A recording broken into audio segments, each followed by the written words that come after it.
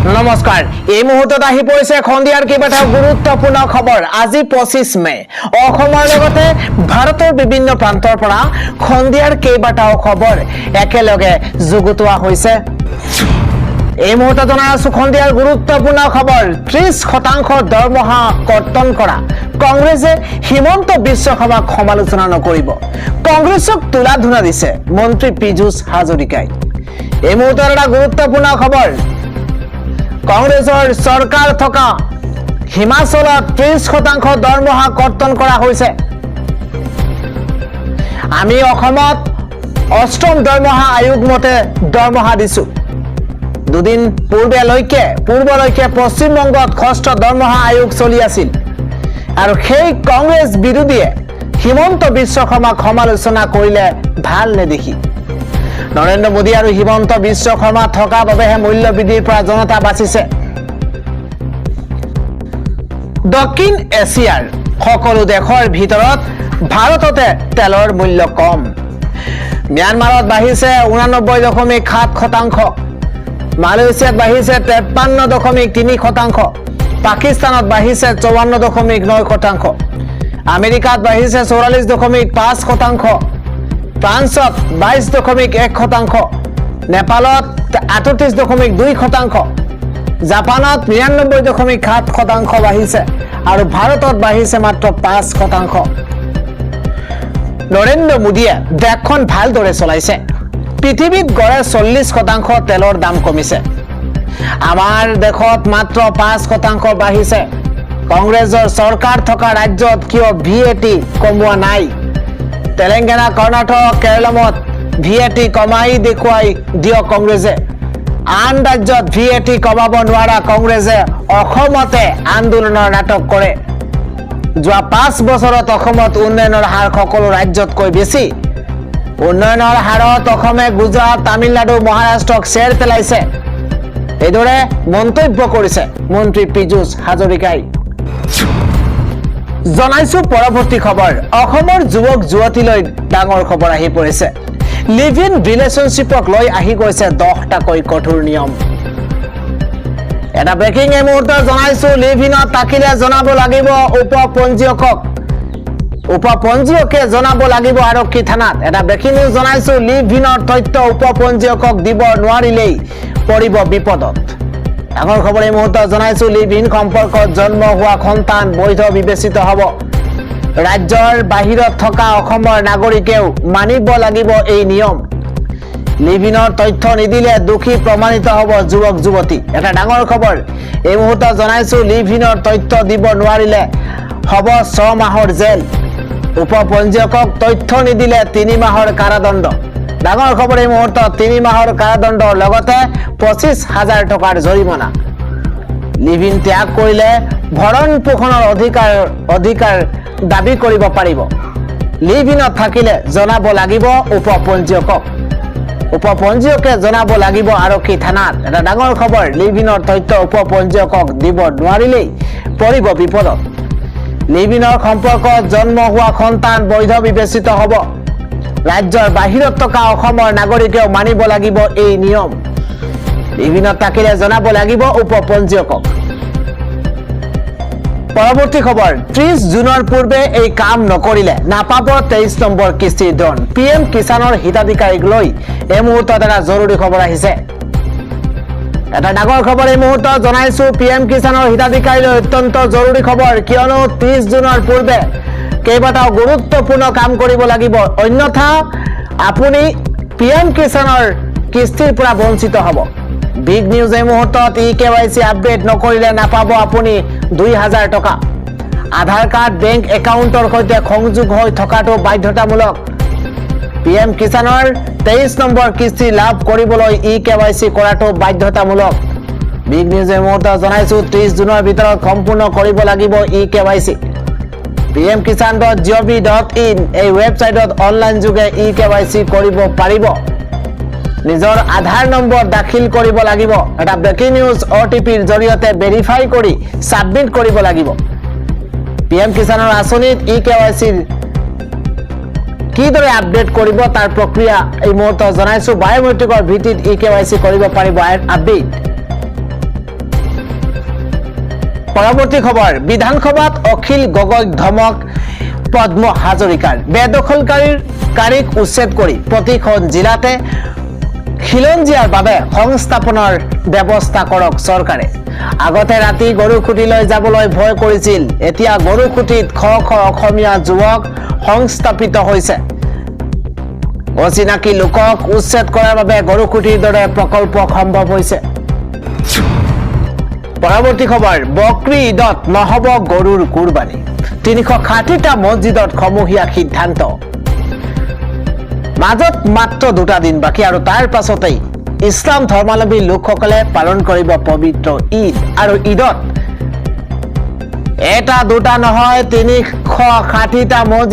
মছজিদ কমিটিয়ে লৈছে সমূহীয়া সিদ্ধান্ত কিন্তু ঈদত গৰুৰ কুৰবানী নিষিদ্ধ ঘোষণা বৃহত্তৰ অঞ্চলৰ মুছলমান জনতাৰ এটা বিগ নিউজ এই মুহূৰ্তত জনাইছো মুখ্যমন্ত্ৰীৰ আহ্বান লৈ সৰ্বাত্মক সঁহাৰি জনাইছে মুছলমান সমাজে গৰুৰ পৰিৱৰ্তে ভেড়া ছাগলী আৰু মুৰ্গী ব্যৱহাৰ হ'ব কুৰবানীত মুছলমান জনতালৈ বৃহৎ আহ্বান 360খন মছজিদ কমিটিৰ বৃহত্তৰ লংকা অঞ্চলত গৰুৰ কুৰবানী বন্ধ কৰিলে হাজাৰ হাজাৰ জনতাই বৃহত্তৰ লংকা অঞ্চলতে গৰুৰ কুৰবানী সম্পূৰ্ণ নিষিদ্ধ কৰা হৈছে এইবাৰ বকৰি ঈদত নহব গৰুৰ কুৰবানী এটা দুটা নহয় 360টা মছজিদ কমিটিয়ে এই সমূহীয়া সিদ্ধান্ত গ্ৰহণ কৰিছে ঈদত গৰুৰ কুৰবানী নিষিদ্ধ ঘোষণা বৃহত্তৰ অঞ্চলৰ মুছলমান জনতাৰ পৰৱৰ্তী খবৰ জামিন পালেই শ্যাম কানুৱে দেশ এৰি পলাব জোৰ কৰি জুবিনক ছিংগাপুৰলৈ নিছিল শ্যাম কানুৱে জোৰ কৰি প্ৰাণৰ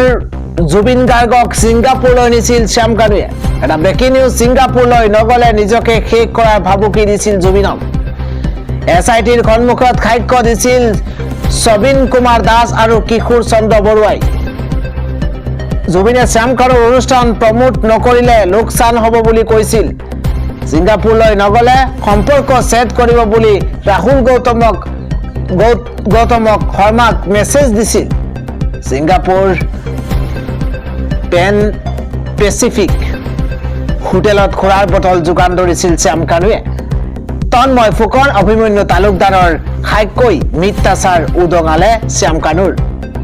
17 ছেপ্টেম্বৰত তন্ময় ফুকনে শ্যাম কানুক অৱগত কৰিছিল ইয়ট পাৰ্টিৰ কথা ৱাটাৰ এক্টিভিটি খুৰা থকাৰ কথা জানিও সুৰক্ষাজনিত ব্যৱস্থা লোৱা নাছিল খুদ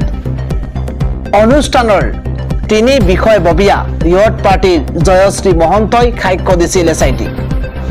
সুৰক্ষা নিৰাপত্তা চিকিৎসাজনিত কোনো দিশতে ব্যৱস্থা লোৱা নাছিল জুবিনৰ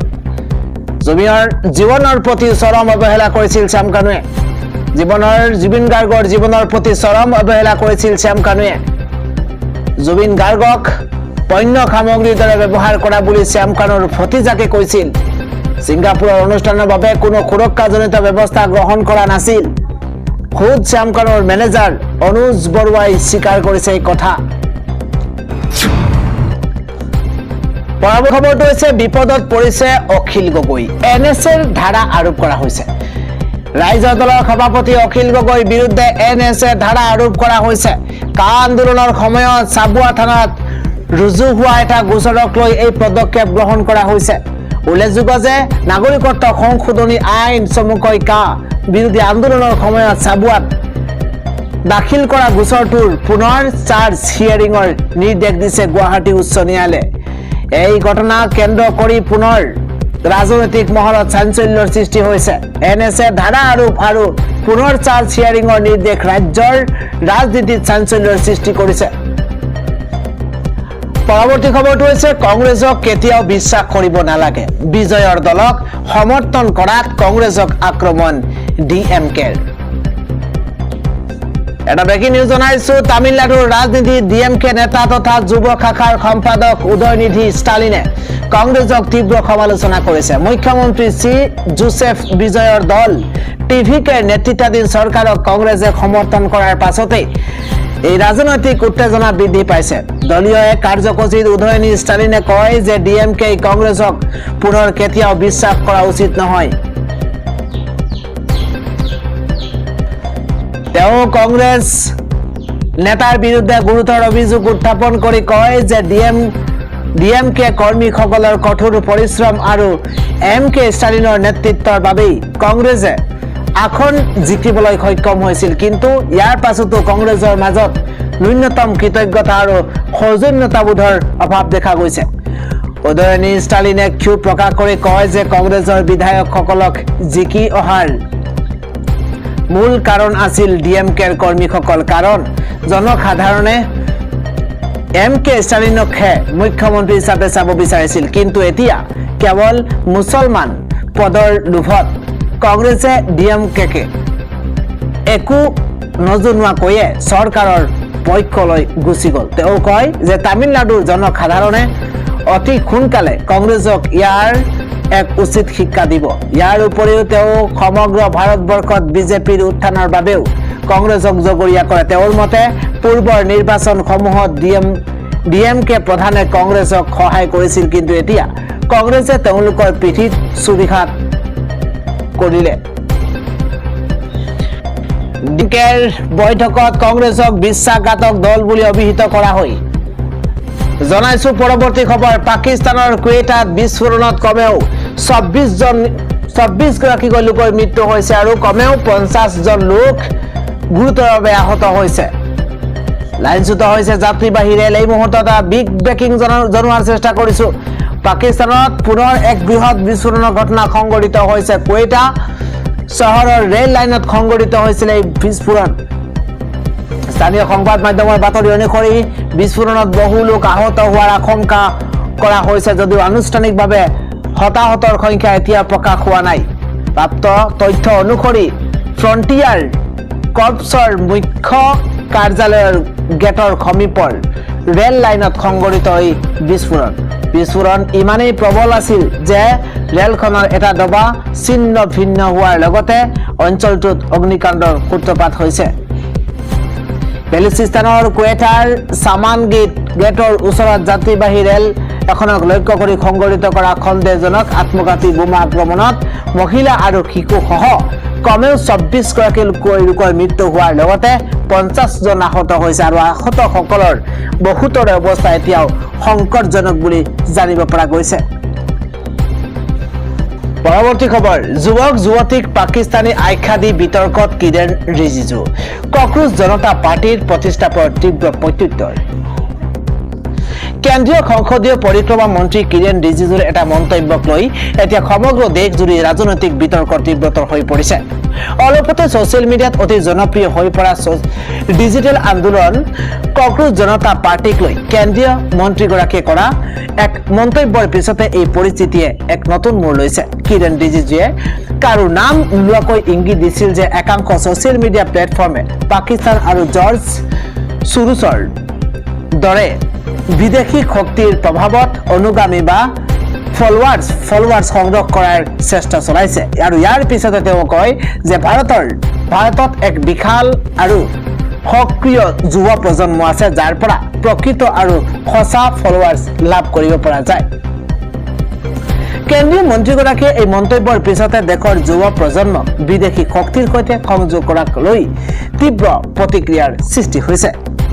মন্ত্ৰী কিৰেণ ৰিজিজুৱে এই অভিযোগৰ পাছতে কক্ৰোচ জনতা পাৰ্টিৰ প্ৰতিষ্ঠাপক অভিজিত দীপকে ছচিয়েল মিডিয়াৰ জৰিয়তে ইয়াৰ প্ৰত্যুত্তৰ দিছে। তেওঁ নিজৰ প্লেটফৰ্মৰ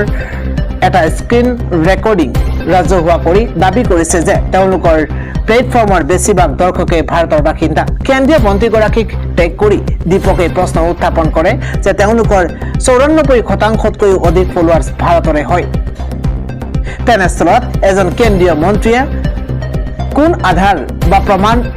বা প্ৰমাণ নোহোৱাকৈ ভাৰতীয় যুৱক যুৱতীক বিদেশী প্ৰভাৱৰ সৈতে সাঙুৰি কিয় মন্তব্য কৰিছে তাক লৈ প্ৰশ্ন উত্থাপন কৰিছে। পৰৱৰ্তী খবৰ। যুঁজত ৰিয়ান পৰাগৰ ৰাজস্থান। IPL প্লে অফত কোনে কাৰ বিৰুদ্ধে খেলিব এই খুচি চাইলো। অৱশেষত সকলো জল্পনা কল্পনাৰ অন্ত পৰিছে। প্লে অফত প্ৰৱেশ কৰিবলৈ প্ৰতিটো দলে কি কৰিব লাগিব সেই সকলোবোৰ অংকত এই ছিজনৰ বাবে শেষ। দেওবাৰে ৰাজস্থান ৰয়েলছে মুম্বাই ইণ্ডিয়ানছক পৰাস্ত কৰে। ৰিয়ান পৰাগৰ নেতৃত্বত RRে IPL প্লে অফত স্থান লাভ কৰিছে। ইতিমধ্যে royal Challengers Bengaluru, Gujarat Titans আৰু ছানৰাইজাৰ্ছ হায়দৰাবাদে অন্তিম 4টাত স্থান লাভ কৰিছিল। চতুৰ্থ দল হিচাপে নিজৰ স্থান নিশ্চিত কৰিলে ৰাজস্থানেও। ফলত শেষৰ 4 স্থানৰ ছবিখন স্পষ্ট হৈ পৰিল। প্ৰতিটো দলে 14খন খেল খেলিছে। 18 পইণ্টৰে শীৰ্ষস্থানত দখল কৰিছে RCBয়ে। সমান পইণ্ট থকাৰ পাছতো নেট ৰান ৰেট পিছ পৰি থকাৰ বাবে গুজৰাট টাইটান্সৰ দ্বিতীয় স্থানত আছে। একে কাৰণতেই ছানৰাইজাৰ্ছ হায়দৰাবাদো 18 পইণ্টৰে তৃতীয় স্থানত আছে। ৰাজস্থান ৰয়েলছে 16 পইণ্টৰে চতুৰ্থ স্থান দখল কৰিছে। পৰৱৰ্তী খবৰটো হৈছে অসমৰ সকলো নাগৰিকৰ বাবে বিবাহ বিচ্ছেদ, সম্পত্তিৰ উত্তৰাধিকাৰ আৰু লিভ ইন সম্পৰ্কৰ ক্ষেত্ৰত এক উমৈহতীয়া আইনী গাঁথনি প্ৰণয়ন কৰাৰ লক্ষ্যৰে অসম চৰকাৰে আজি চলিত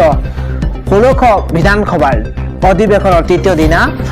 সদনত ঐতিহাসিক অসম অভিন্ন দেৱানী বিধি 2026 চমুকৈ UCCৰ উত্থাপন কৰিছে।